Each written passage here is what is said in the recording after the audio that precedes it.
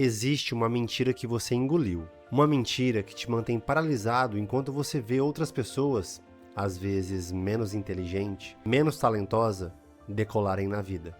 E a mentira é a seguinte: você acha que pessoas de sucesso acertam o caminho todo. Você acha que elas têm um chip diferente, uma genética superior, que elas simplesmente sabiam o que estava fazendo desde o primeiro dia.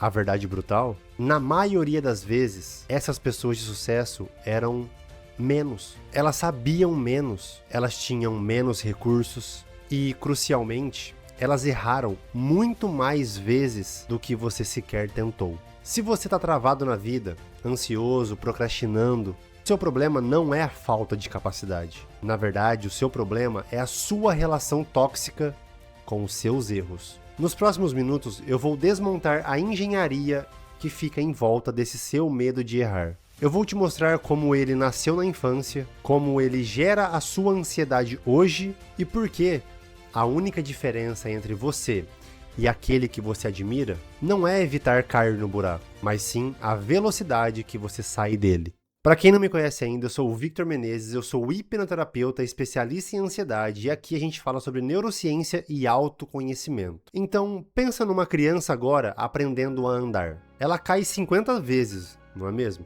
Você olharia para essa criança e diria: "Nossa, que fracassada, desiste logo de andar, isso não é para você."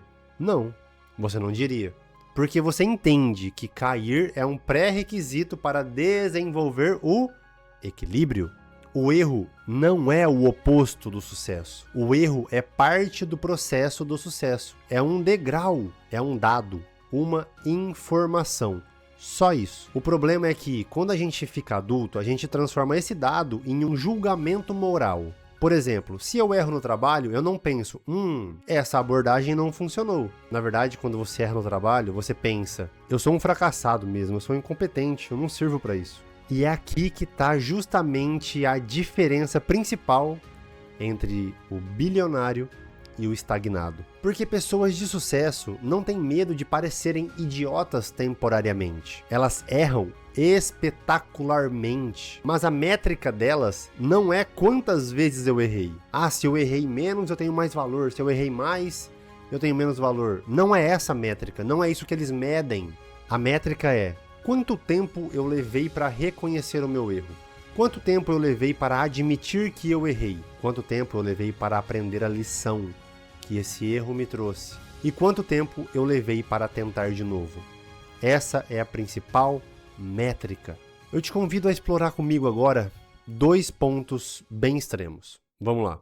O fracassado. O fracassado, ele erra e fica 3 semanas remoendo esse erro. Ele fica se chicoteando, sabe? Como se ele fosse um monstro, a pior pessoa do mundo, tentando esconder o erro dos outros, culpando o governo, o chefe, a sociedade, as estrelas. Ele fica, basicamente, na lama e lamentando porque está na lama, e chorando e se vitimizando, como se ele não fosse o responsável por aquilo. Agora, do outro lado, a pessoa de sucesso. Ela erra na terça-feira de manhã. Na terça tarde, ali pelo finzinho da noite, ela já admitiu que ela errou, ela já reconheceu o seu erro. E na quarta de manhã, ela já está testando uma nova abordagem. Percebe a diferença? É justamente o tempo de latência entre a queda e se levantar que define o sucesso na sua vida. Mas eu sei, é fácil falar. Se fosse só uma questão de lógica, você já teria resolvido. E você não resolveu ainda porque o buraco é mais embaixo e emocional. Você já se perguntou por que o erro te causa tanta dor, tanto incômodo? Porque só de pensar em começar aquele projeto novo, o coração já começa a acelerar, a respiração já fica mais ofegante. Vamos voltar no tempo um pouco. Lembra quando você era pequeno? Que você estava lá na escola, a professora te fez uma pergunta, você levantou a mão, todo animado, e deu a resposta. E estava errada. A turma inteira riu. A professora talvez fez até uma cara de decepção. Também, talvez lá na sua casa, quando você quebrava um copo sem querer, você não era ensinado a limpar, a tomar mais cuidado. Você era punido por ser desastrado, como se você tivesse que saber. Então ali você foi ensinado a como lidar com o não saber. Você foi condicionado a acreditar que o único estado aceitável é a perfeição imediata. Então hoje, adulto, quando você se depara com uma incerteza no seu trabalho ou em algum projeto pessoal, seu cérebro não pensa: opa, uma oportunidade de aprendizado. Na verdade, o seu cérebro primitivo grita: perigo, vamos ser punidos. E o que é a ansiedade? A ansiedade é só o seu corpo reagindo a uma ameaça futura imaginária.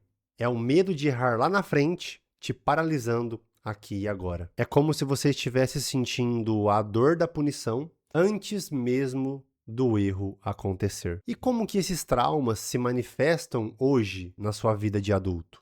Tem 3 formas. E essas 3 formas talvez você pense que fazem parte até da sua personalidade. Como se fosse normal ser assim.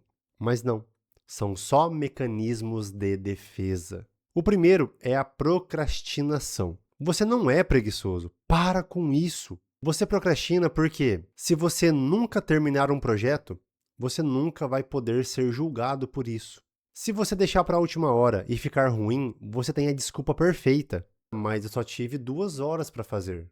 A procrastinação é só um escudo protetor do seu ego contra a possibilidade do erro. O segundo é o perfeccionismo. Esse, particularmente, é o meu favorito. E foi o que eu mais sofri também até hoje. As pessoas usam "sou perfeccionista" como se fosse uma qualidade numa entrevista de emprego.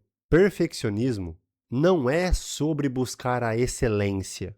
Perfeccionismo é só o medo vestindo um terno caro. O perfeccionismo é uma crença delirante que, se você fizer tudo 100% perfeito, ninguém poderá te criticar. É uma tentativa desesperada de controlar a percepção do outro. E um spoiler, isso não funciona. Eu já tentei. O terceiro é a autossabotagem. Você está quase conseguindo e você estraga tudo.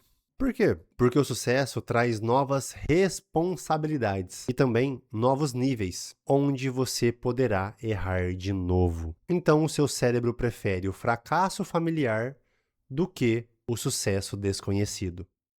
Irônico, não?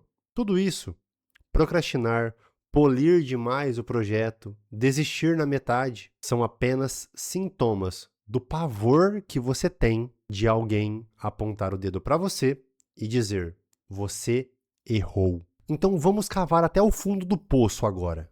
Por que que o julgamento do outro dói tanto aqui? Porque no fundo, o medo de errar não é sobre o erro em si, é sobre o medo da rejeição. E aqui no meu canal eu tenho um vídeo onde eu falo exatamente sobre as 5 dores da infância e como elas moldam a sua vida adulta. Eu vou deixar aqui no card, aqui em cima e na descrição. Vamos lá. Nós somos animais tribais.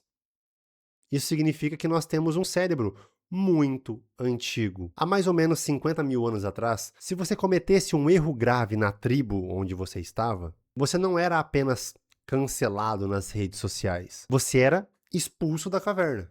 E sozinho, na selva, você corria um grande risco de morte. Só que o seu cérebro ainda acredita que ser rejeitado é uma sentença de morte, como era lá atrás. Quando você tem medo de lançar o seu negócio, postar o seu vídeo, de dar a sua opinião naquela reunião de trabalho ou naquele grupo de amigos, você não tem medo de perder dinheiro ou tempo. Você tem medo de que as pessoas olhem para você e digam: ele não pertence ao nosso grupo.